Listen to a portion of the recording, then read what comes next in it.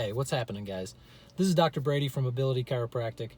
I wanted to address a question I recently got in the office, and somebody asked me, why do we rest patients after an adjustment?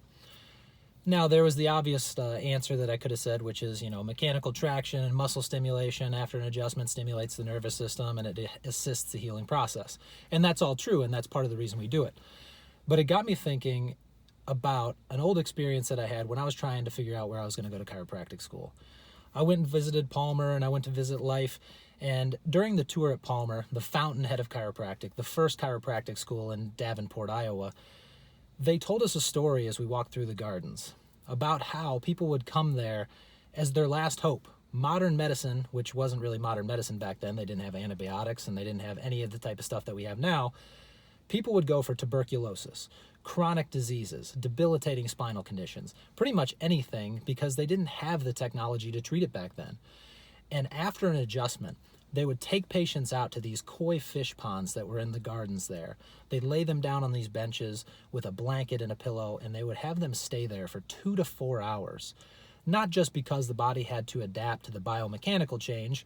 That's a good thing, and of course we want balanced hips and balanced shoulders and all that stuff, but it's not really the point. When we adjust the spine, massive neurological change happens. And when that neurological change happens, it doesn't just happen in the spine, it happens in the brain. They had a recent study that was done that found that you can have changes in your prefrontal cortex, your space of higher thinking in your brain, of up to 20% more efficiency when they measured it on an EEG or an electroencephalogram. And what that is, that means your brain is functioning more efficiently.